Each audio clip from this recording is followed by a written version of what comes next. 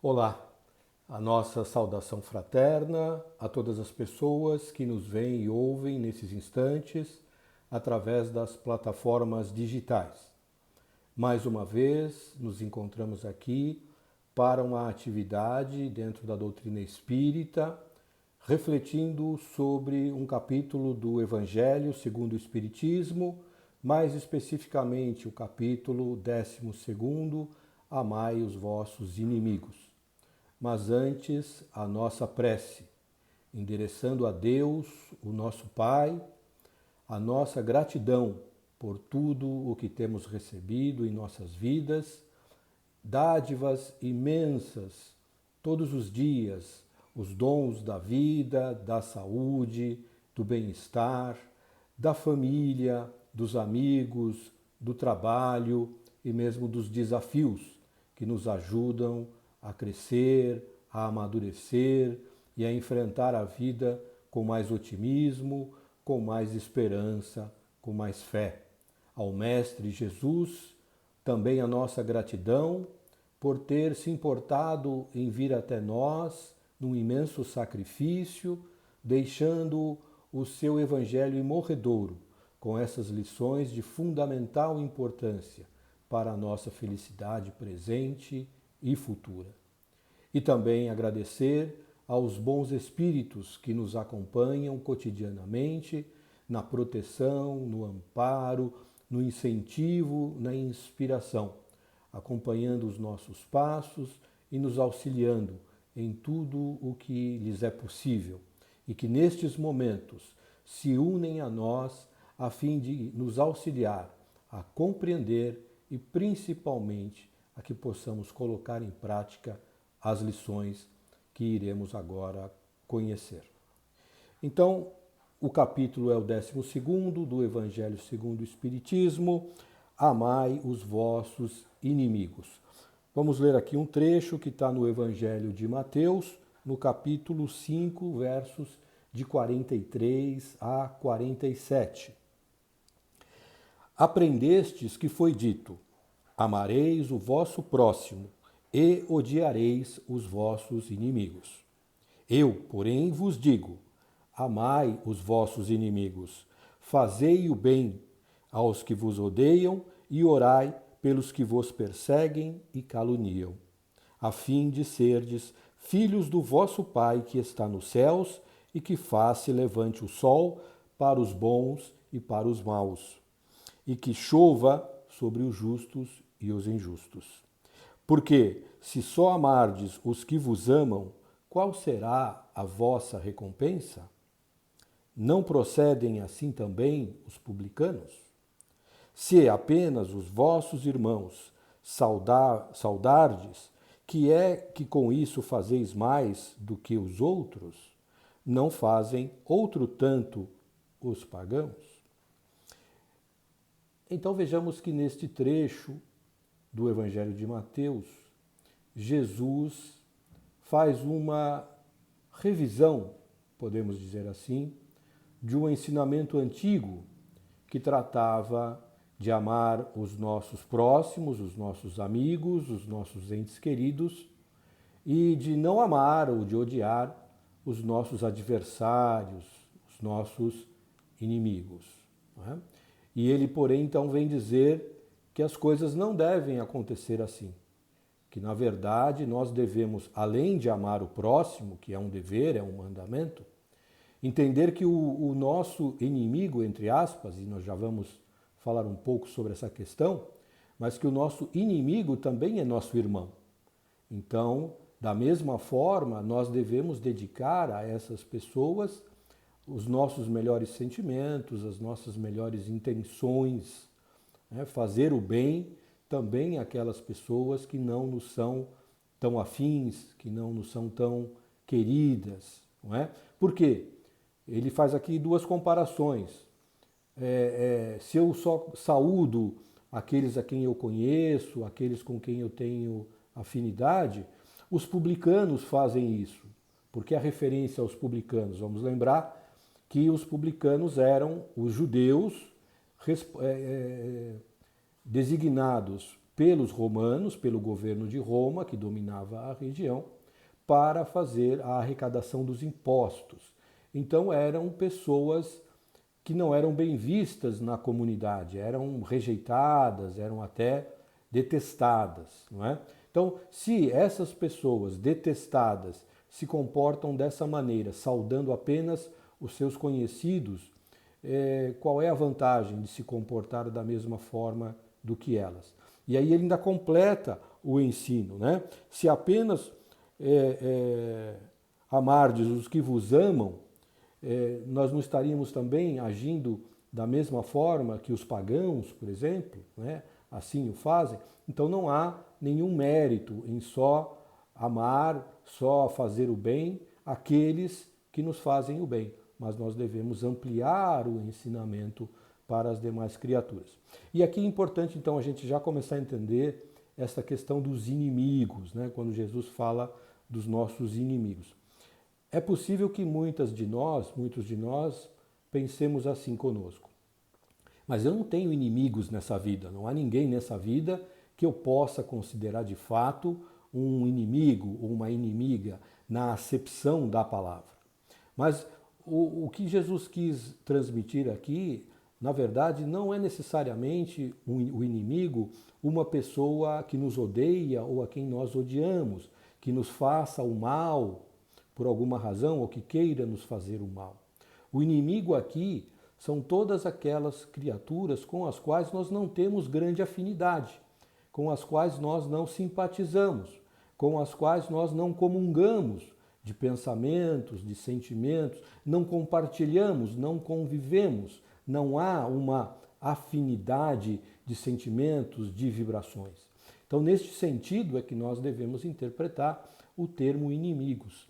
Mas, mesmo a estas pessoas, que quando de nós se aproximam, que quando falam conosco, produzem em nós uma reação de desagrado, de insatisfação, de incômodo, não é? Sentimos uma vibração que não é positiva. Mesmo a essas pessoas, nós não devemos desejar nem fazer o mal.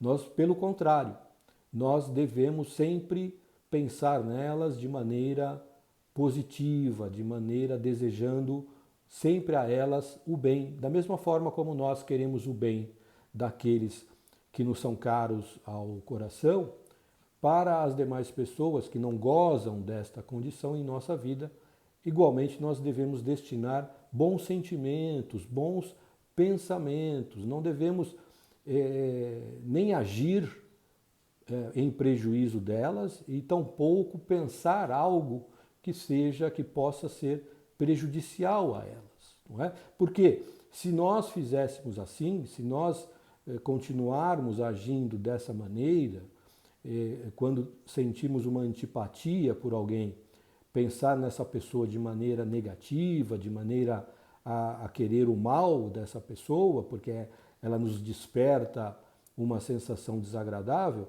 nós não estaremos demonstrando que aprendemos de fato o ensinamento maior, que é amar o próximo como a nós mesmos, não é? Então, é fácil cumprir, ou relativamente fácil cumprir o mandamento, quando se refere a alguém da nossa família, um cônjuge, um filho, um irmão, um pai, uma mãe.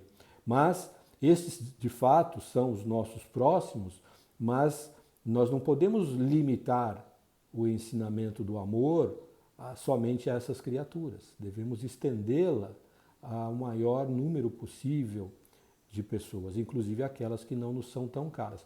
Agora, vamos entender também um outro aspecto aí da lição, porque quando Jesus fala amar os vossos inimigos, de maneira nenhuma ele quis dizer a nós, quis nos ensinar, que nós devemos tratar uma pessoa na qual nós não confiamos, na qual nós não depositamos bons sentimentos, boas vibrações, o mesmo tratamento que nós endereçamos às pessoas que nos são queridas, os nossos amigos, os nossos familiares, que nós confiamos.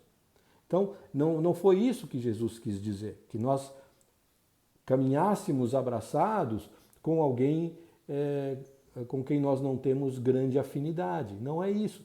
Primeiro porque seria hipócrita de nossa parte.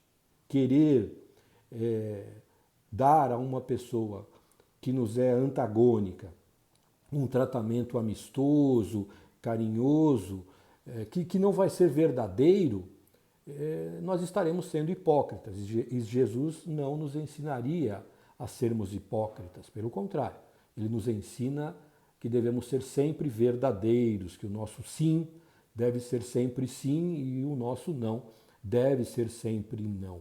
Mas o que ele está dizendo é que nós não rechacemos essas pessoas, que nós não disputemos, que não entremos em atrito, em conflito, seja em atitudes, seja em pensamentos, porque isso não é positivo para nós, não é positivo para a pessoa, mas também não é positivo para nós. Todo o mal que parta de nós em ações, ou em pensamentos, ou em vibrações, fatalmente retornará para nós. Se não por intermédio daquela pessoa a quem nós fizemos ou endereçamos o mal, através de outra pessoa. Os mecanismos da lei divina são perfeitos e infalíveis.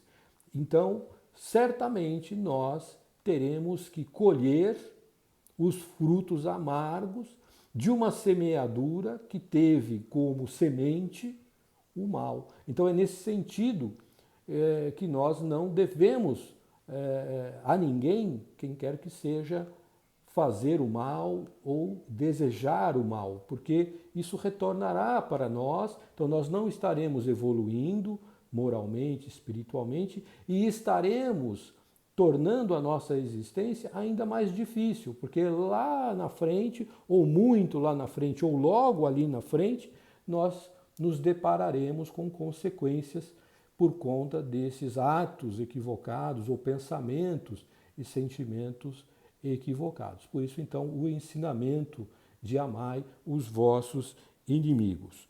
Aí ele continua o ensino dizendo o seguinte, que além dos inimigos, né, os desafetos que estão encarnados, reencarnados conosco, há um problema maior ainda quando nós mantemos uma disputa, um conflito de ódio, de vingança, e essa pessoa desencarna, não é?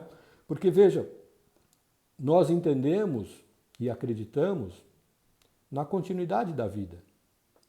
Quando nós morremos, é apenas o corpo material que deixa de existir. A alma imortal, o espírito imortal, continuará existindo na sua individualidade, com todas as suas características, com todos os progressos que tenha já alcançado, com todas as falhas, com todas as paixões que tenha ainda preservado. Quando a criatura parte para o mundo espiritual com o coração cheio de ódio, cheio de desejo de vingança, magoada, o que vai acontecer? Ela simplesmente vai se libertar disso? Ela simplesmente porque desencarnou, adquiriu a condição de espírito superior e automaticamente passa a perdoar, a relevar todas as faltas, todos os atos equivocados que com ela foram cometidos? Logicamente que não. O progresso não se dá dessa maneira. O progresso é algo inexorável, que terá que acontecer, que está em curso na vida de todos nós, mas, lamentavelmente, para nós, ele acontece gradualmente, lentamente, bem devagar, porque nós ainda precisamos de muito tempo para superar as nossas iniquidades, as nossas deficiências morais. Então a criatura, quando vai para o mundo espiritual e lá desperta e percebe que continua odiando, detestando aquela pessoa que ficou na Terra, o que é que muitas vezes acontece? Esse magnetismo do ódio faz com que elas se conectem e o desencarnado passa a atuar lá do plano espiritual junto ao encarnado para o prejudicar. Então surgem daí as obsessões que começam de forma sutil, de forma incipiente e que, se houver campo em nós, ou seja, se nós mantivermos para com a pessoa que partiu os mesmos sentimentos de rancor, de querer ver o mal da pessoa, naturalmente se estabelece uma ligação, uma conexão vibratória entre o desencarnado e o encarnado. Por culpa de quem? Por culpa de ambos. Ambos deram campo para que surgisse esta conexão. Só que o desencarnado, de certa forma, podemos dizer, ele tem vantagens sobre nós que estamos ainda no plano físico. Ele nos vê, ele percebe os nossos pensamentos, ele vai nos analisando gradativamente e vai conhecendo as nossas fraquezas, e nós não temos essa possibilidade em relação aos espíritos, né, que estão no plano espiritual. Então ele arquiteta a sua vingança de forma com muito mais ferramentas, digamos assim, com muito mais elementos para nos prejudicar. E se os nossos comprometimentos, fruto das nossas faltas, dos nossos erros, da nossa incapacidade de amar, de perdoar, de sermos benevolentes, do nosso egoísmo, da nossa vaidade, continuarem tão fortes, tão vivos em nós, nos nossos atos, certamente essa obsessão vai avançar e vai trazer dores e sofrimentos, os mais atrozes, para nós. Então veja, o ato de amar o inimigo, ele tem uma consequência de natureza pragmática, né? Ou seja, não causar para mim situações com as quais eu terei que lidar lá na frente, imaginando que a pessoa esteja ainda entre os vivos, mas principalmente quando ela já partiu para o mundo dos mortos, não manter, né, não preservar esses antagonismos, essas rixas, esses ódios, é totalmente do nosso maior interesse. Porque senão isso pode se transformar em verdadeiros flagelos espirituais quando nós temos a nos perseguir um inimigo, né, que está cheio de ódio, que está cheio de desejo de vingança, né? Então, amar os inimigos é algo que nos interessa muito, seja do ponto de vista moral, da nossa evolução, de nós irmos demonstrando a nossa capacidade de compreender e de praticar os ensinamentos do Evangelho, mas principalmente também de garantir a nossa paz de espírito, a nossa saúde mental, né, o nosso equilíbrio, porque essas perturbações são muitas vezes dramáticas na vida da criatura. Então, cuidado também com essa questão dos inimigos desencarnados, né? Se alguém vos bater na face direita, apresentai-lhe também a outra face, né? Então, tem pessoas que não entendem o ensinamento de Jesus. Essa passagem também está em Mateus, e ele diz assim: aprendestes que foi dito, olho por olho e dente por dente. Eu, porém, vos digo, que não resistais ao mal que vos queiram fazer, que, se alguém vos bater na face direita, lhe apresenteis também a outra, e que, se alguém quiser pleitear contra vós, para vos tomar a túnica, também lhe entregueis o manto. E que, se alguém vos obrigar a caminhar 1000 passos com ele, caminheis mais 2000. Daí, dai aquele que vos pedir, e não repilais aquele que vos queira tomar emprestado. Capítulo 5, dos versos 38 ao 42 do Evangelho de Mateus. Então, há pessoas que, quando ouvem essa passagem, estranham muito, porque lhes parece que não reagir a uma agressão verbal ou física seria uma demonstração de covardia, de incapacidade de se defender, não é? E nós vivemos num mundo, numa sociedade, em que há muita valorização de um comportamento, entre aspas, masculino, de reagir, de ter vigor, virilidade nos nossos comportamentos. E que não retribuir uma ofensa da forma correta seria uma demonstração de fraqueza, seria uma demonstração de falta deste vigor, desta virilidade ou até mesmo dessa masculinidade, o que é uma baboseira sem nenhum tamanho. Não é?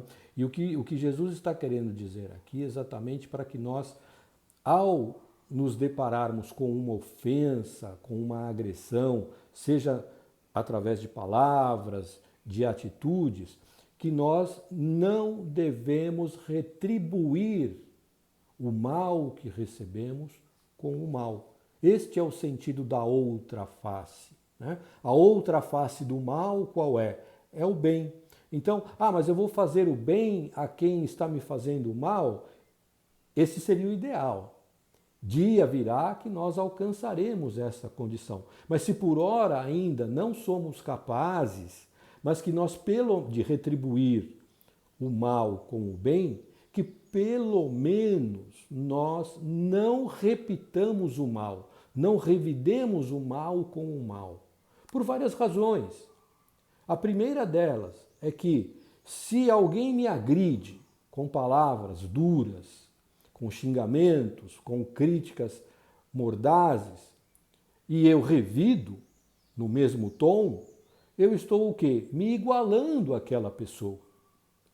Então vejamos, se eu desaprovo a conduta dela em relação ao que ela falou, ao que ela fez, mas ajo igualmente, faço o mesmo que ela fez, ora, então por que eu estou reprovando alguém se eu estou agindo exatamente como esta pessoa? Então não tenho o direito de reprovar. Mas se eu percebo que o ato dela é reprovável, evidentemente que o meu também o é. Então nós não devemos fazer. Segundo aspecto é que, de novo, quando eu respondo o mal com o mal, eu estou fazendo um plantio, eu estou semeando algo que eu terei que colher. Mas eu não posso ser responsabilizado porque, na verdade, começou com a outra pessoa. Foi ela que me agrediu, foi ela que me ofendeu, foi ela que me traiu, enfim. Não importa. Não importa. Cada um de nós, cada uma de nós é absolutamente responsável perante a divindade pelos nossos atos. Não importa o que motivou, o que nos influenciou, tudo isso até pode eventualmente servir como atenuantes da gravidade das consequências dos nossos atos, mas jamais servirá como perdão prévio das nossas condutas. Nós somos 100% responsáveis por todos os nossos atos. Então, quando nós respondemos o mal com o mal, nós estamos criando uma situação de desarmonia das energias em torno de nós e essas energias vão exigir o necessário reparo e retornarão a nós em forma de problemas, em forma de dores, em forma de sofrimento. De alguma maneira, nós teremos que reparar esses atos que nós cometemos. Então não há porquê, não há razão para nós pagarmos o mal também com o mal. E isso não é demonstração de covardia. Então se eu estiver diante de uma ameaça da minha vida, eu não devo fazer nada, eu devo... Não é este o ensinamento. Né? Até porque vamos nos lembrar que existe uma lei que é a lei de sobrevivência. Então nós, como espíritos reencarnados, temos instintivamente reações voltadas exatamente para a preservação da nossa vida. Então é natural e não há nada de errado em quando nós nos sentirmos ameaçados concretamente, objetivamente, tomarmos medidas de proteção, de prevenção, de defesa. Não é isso. Isso é outra coisa, né? O ensinamento de Jesus se refere aqui a essas agressões, aos insultos, né? E nós temos o nosso ego ainda muito grande, né? Nós ainda somos iludidas com a ideia de que somos grande coisa, de que somos muito importantes, de que a ninguém é dado o direito de nos endereçar palavras que de algum modo nos pareçam humilhantes, ofensivas, não é? Aquelas frases que a gente ouve, infelizmente ainda, com uma certa frequência. Você sabe com quem você está falando? Que direito você acha que tem de falar assim comigo, de fazer tal coisa para mim? Como se nós fôssemos detentores de alguma superioridade. E mesmo que assim fôssemos, os espíritos superiores jamais proferem este tipo de palavras, né? Jamais se colocam dessa maneira, jamais ostentam a sua luz, a sua superioridade. Pelo contrário, são humildes, são simples, se diminuem para não nos ofuscar, para não nos humilhar, para não nos ofender. Então, esse tipo de atitude ou de fala demonstra ainda a nossa inferioridade. Então, não há. Se alguém nos ofende com palavras, com atitudes, é evidente que nós não vamos ficar felizes, não vamos sair abraçando e beijando a pessoa. Mas nós devemos entender, em primeiro lugar, que aquela pessoa não está bem. Porque se ela está agindo dessa maneira, algo dentro dela, alguma coisa aconteceu que tirou o seu equilíbrio, que tirou a sua paz, que a desarmonizou. Então ela não está bem. Esse é o primeiro entendimento que nós devemos ter. O segundo é, o que ela disse é mentira? O que ela disse não corresponde à verdade? Se de fato for isso, se o que ela falou sobre mim não tem nada a ver, não representa a verdade, por que eu vou me importar? Não é verdade, então eu vou ficar me importando com algo que é mentira, que ninguém vai acreditar, ou mesmo que alguém acredite, pouco me importa, porque aquilo não é verdade, então não vou dar atenção. Agora, aquilo que ela falou, será que não tem nenhum pouquinho de verdade? Será que nada do que ela disse pode corresponder a algo que eu sou, a algo que eu faço, a algum comportamento meu? Nós temos que ter essa coragem e esta humildade de refletir sobre as coisas que nos falam, principalmente os inimigos. Por quê? Porque os amigos, normalmente pelo carinho, pela devoção, pelo amor que tem por nós, nem sempre têm a coragem de nos dizer as coisas sobre nós, tais quais elas são. O inimigo não. Aquela pessoa que não vai com a nossa cara, que não gosta muito de nós, que não simpatiza conosco, não tem nenhuma razão para nos poupar. Não tem nenhum motivo para aliviar a nossa situação. Então, o que essas pessoas dizem para nós, nós devemos prestar bastante atenção. Porque provavelmente, se nós formos honestos, se nós estivermos de espírito aberto, nós encontraremos nos reproches, nas críticas, aspectos sobre os quais nós devemos pensar e reavaliar e, quem sabe, rever as nossas condutas.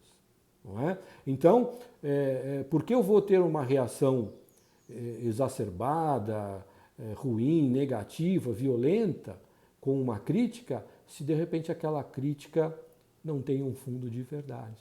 Então entra aí o exercício da humildade, de receber aquilo como algo que talvez sirva para o nosso crescimento, para o nosso aprimoramento. Então, ao invés de nós respondermos ao ataque com outro ataque, nós deveríamos de fato agradecer.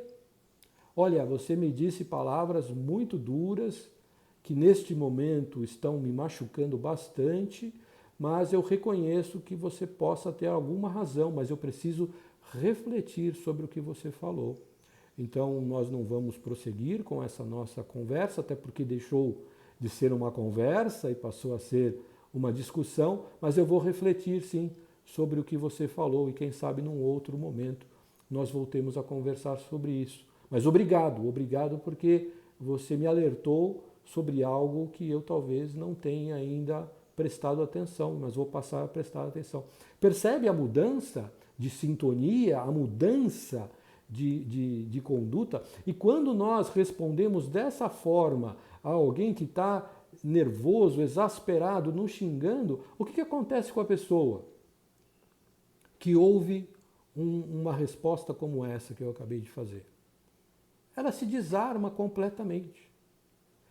Tudo aquilo, toda aquela carga emocional negativa que a estava inundando, encharcando, simplesmente começa a baixar o nível, baixar a temperatura. E há casos, inclusive, que a pessoa fala, não, mas olha, eu acho que eu exagerei, não é bem assim, eu estou nervoso, me desculpa, entende? Por quê? Porque ela percebeu no outro uma atitude de humildade, uma atitude de não agressão. E quando nós agimos assim em relação ao outro, nós mudamos a sintonia da vibração que está nos envolvendo. Nós vamos substituindo aqueles sentimentos de antagonismos, de disputa, de agressão, por uma atmosfera de paz, de harmonia, de fraternidade, de amizade. E isso chega lá no outro e vai causar no outro um impacto, necessariamente. Mesmo que a pessoa não diga nada no momento, às vezes por orgulho, ela fala, não, eu já falei, agora não vou desdizer o que eu disse. Mas aquilo vai ecoar nos seus pensamentos. Ela vai passar alguns minutos, horas, dias, refletindo sobre aquilo. Não é? Então, não há nenhuma razão para nós reagirmos ao mal com o mal, pagarmos o mal com o mal. Devemos sempre procurar pagar o mal com o bem. E quando alguém não nos quer bem, quando alguém antipatiza conosco, nem que seja gratuitamente, nada é gratuito, nós sabemos, não é? Talvez não tenha acontecido nada na presente existência que tenha motivado esse sentimento negativo. Mas o que sabemos nós do nosso passado? O que sabemos nós do que fizemos para essa pessoa em outras vidas? Então, quando alguém não gosta de nós, a razão pode estar nessa existência, mas pode estar também em outras situações, em outras existências do passado, não sabemos. Mas a melhor maneira de alterar este sentimento, a melhor maneira de fazer com que a pessoa modifique os seus sentimentos em relação a nós é através das nossas condutas. Não é através do que nós falamos, mas através principalmente do que nós fazemos. Quando ela observa o nosso comportamento equilibrado, maduro, justo, honesto, ilibado, carinhoso, amoroso, digno, ela não pode permanecer com aquele tipo de pensamento que tinha ao nosso respeito. Ainda que esses pensamentos e sentimentos tenham tido origem em situações do passado que ela não recorda com clareza, com precisão, mas que estão gravados na memória emocional do espírito, a observação cotidiana das nossas condutas fatalmente causará uma impressão diferente naquela pessoa e vai, pouco a pouco, transformando, substituindo estes sentimentos de antagonismo, de antipatia, por outros de simpatia, de amizade, de afeição. É assim que a gente transforma, às vezes, um inimigo num grande amigo, a partir dos nossos comportamentos. E mesmo que isso não aconteça, o ganho em agir bem sempre será nosso. A vantagem do bem proceder sempre estará ao nosso favor. Ainda que as outras pessoas assim não vejam, ainda que as outras pessoas assim não percebam.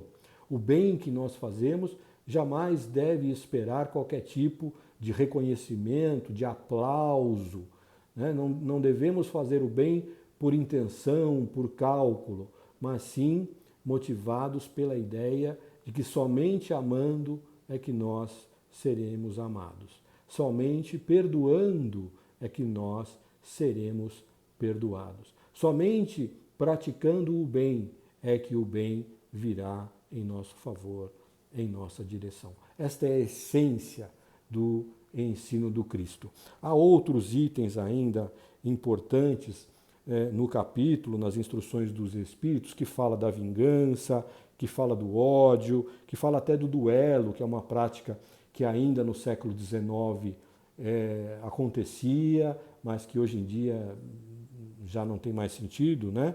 Se falar de duelo. E que mais que ele fala? E é isso. Então, a minha recomendação, como sempre, é que nós dediquemos alguns minutos da nossa semana à leitura desse capítulo, o capítulo 12º do Evangelho segundo o Espiritismo, amai os vossos inimigos.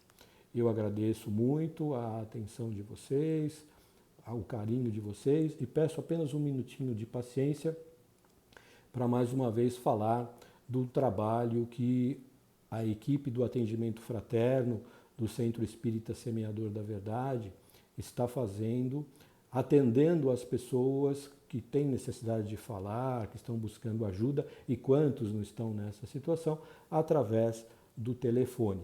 Então, quem precisar de um atendimento ou souber de alguém que precisa de um atendimento, vai lá nas páginas oficiais do Centro Espírita Semeador da Verdade, no nosso site, no Instagram, no Facebook, que tem a agenda dos dias da semana e os horários em que a equipe está de plantão.